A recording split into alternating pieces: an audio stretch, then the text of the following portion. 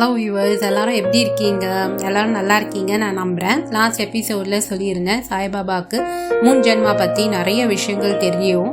நம்ம முன் பிறவியில் நம்ம எப்படி பிறந்தோம், நம்ம எப்படி வாழ்ந்தோம், இதை பற்றி விஷயங்கள்லாம் நிறைய அவரால் யூகிக்க முடியும்.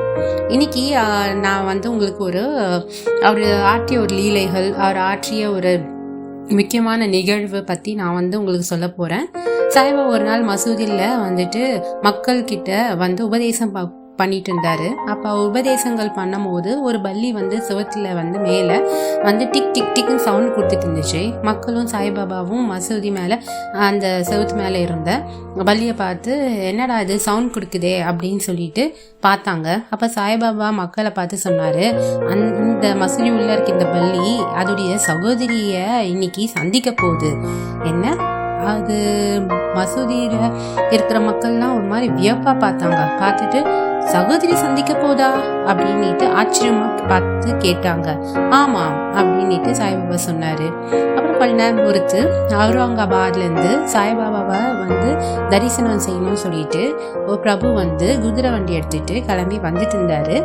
அவர் ஷிரடி கிட்ட நோக்கி வந்தோன்னே மசூதி கிட்ட வரும்போது குதிரை ரொம்ப டயர்டாயிடுச்சு, சோர்வடைஞ்சிருச்சு, பசி வந்துருச்சு.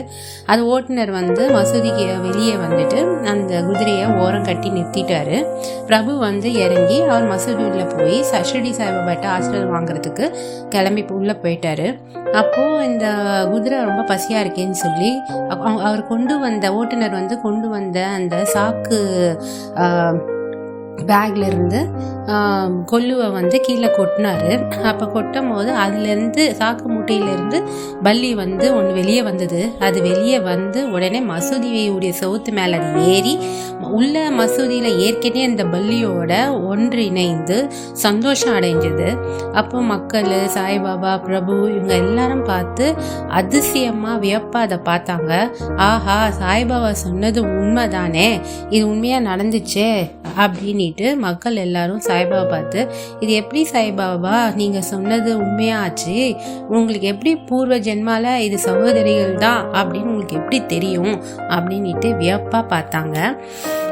பார்த்துட்டு எல்லாரும் சந்தோஷம் அடைஞ்சாங்க அந்த நிகழ்வு கண்டு. இதுலேருந்து நமக்கு என்ன தெரியுதுன்னா, சாய்பாபாவுக்கு முன் ஜென்மா பற்றி ஒவ்வொரு ஜீவராசிகளும், ஒவ்வொரு உயிருள்ள ஜீவராசிகளும் அவங்க போன ஜென்மாவில் என்னவா இருந்தாங்க, அதோடைய பலாபலன் தான் இந்த ஜென்மாவில் அவங்க என்னவா இருக்காங்க. இது எல்லாமே சாய்பாபாவுக்கு கண்டிப்பாக தெரிஞ்ச ஒரு விஷயமா அது அமைஞ்சது. இது ஒரு பெரிய அற்புதம். நம் வாழ்க்கையில் நாம் யாரை எப்பொழுது சந்திப்போம், யாரால் நன்மை அடைவோம், யாரால் மகிழ்ச்சி கிடைக்கும், யார் நம் வாழ்க்கையில் வருவார், இது எல்லாம் சாய்பாபா ஒருவரால் தான் நிர்ணயிக்க முடியும். அல்லாஹ் அலைக்கும்.